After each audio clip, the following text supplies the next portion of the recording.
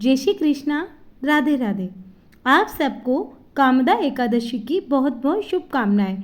चैत्र मास के शुक्ल पक्ष की एकादशी को कामदा एकादशी कहा जाता है। जैसा कि इसके नाम से ही स्पष्ट है, यह एकादशी सभी कामनाओं को पूरा करने वाली और अनजाने में हुए पापों का नाश करने वाली मानी जाती है। आज की इस वीडियो में हम जानेंगे कामदा एकादशी की पौराणिक व्रत कथा। तो चलिए कथा का शुभारंभ करते हैं। ओम नमः भगवते वासुदेवाय। धर्मराज युधिष्ठिर ने यदुकुल भूषण श्री कृष्ण जी से कहा, हे जनार्दन, आपको कोटि कोटि नमस्कार। अब आप कृपा करके चैत्र मास की शुक्ल पक्ष की एकादशी का नाम, व्रत, विधि तथा फल विस्तार पूर्वक वर्णन कीजिए। श्री कृष्ण जी ने कहा, हे युधिष्ठिर, एक समय राजा दिलीप ने गुरु वशिष्ठ जी से भी इसी प्रकार निवेदन किया था। तब महर्षि वशिष्ठ जी ने कहा, हे राजन, चैत्र मास के शुक्ल पक्ष की एकादशी का नाम कामदा है। जिस प्रकार अग्नि सूखे काष्ठ को जलाकर भस्म कर देती है, इसी प्रकार इस कामदा एकादशी के व्रत के प्रभाव से मनुष्य के समस्त पाप नष्ट हो जाते हैं और पुत्र की प्राप्ति होती है। अब मैं तुम्हें इस व्रत का महात्म सुनाता हूँ।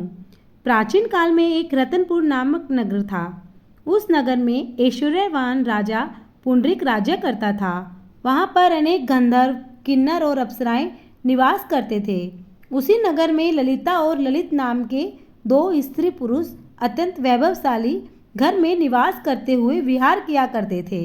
उन दोनों में आपस में इतना घनिष्ठ प्रेम था कि अलग हो जाने पर वे अत्यंत व्याकुल हो जाते थे। एक समय की बात है, राजा पुंडरीक अनेक गंधर्वों सहित एक सभा में क्रीड़ा कर रहे थे। उस समय वहाँ पर ललित गंधर्व भी सबके साथ गाना गा रहा था, किंतु उस समय वहाँ पर अपनी प्रियतमा ललिता नहीं थी, जिसके कारण वह ललित गंधर्व उनकी स्मृति के ध्यान में मग्न हो रहा था। उसे गाना गाने की ओर थोड़ा भी ध्यान न रहा और वह अशुद्ध गाना गाने लगा।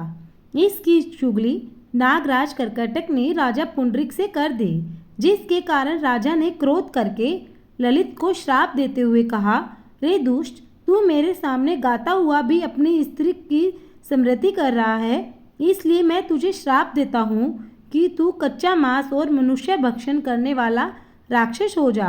तू महापापी है, अतः अपने कर्म का फल भोग। राजा पुंडरीक द्वारा श्राप मिलने के कारण वह ललित गंधर्व उसी समय राक्षस बन गया। ललित जब पुंडरीक राजा के श्राप से राक्षस हो गया तो वह बहुत दुखी हुआ। अनेक दुखों को भोगता हुआ वह अपने कर्म के फल को भोगने लगा। जब उसकी प्रियतमा ललिता को अपने प्रेमी की दशा के बारे में मालूम हुआ तो वह अत्यंत दुखी हुई। वह हर समय अपने पति के उद्धार करने के उपाय की खोज करने लगी। इधर वह ललित राक्षस होने के पश्चात घोर वनों में रहकर अनेक प्रकार के पाप करने लगा। उसी समय उसकी स्त्री ललिता उसके पीछे पीछे जाती थी और उसके इस हाल को देखकर विलाप किया करती थी। एक बार ललिता अपने पति के पीछे पीछे भ्रमण करती हुई विंध्याचल पर्वत पर जा पहुंची।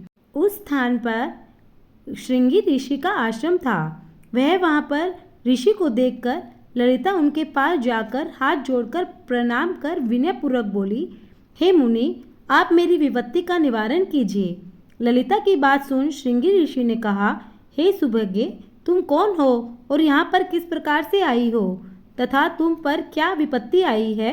ललिता ने कहा, हे मुनि, मेरा पति राजा के श्राप से राक्षस हो गया है, जिसके कारण पति वियोग से महान दुखी हो रही हूँ। कृपा करके आप मेरे पति को राक्षस योनि से मुक्ति दिलाने का कोई श्रेष्ठ उपाय बताइए।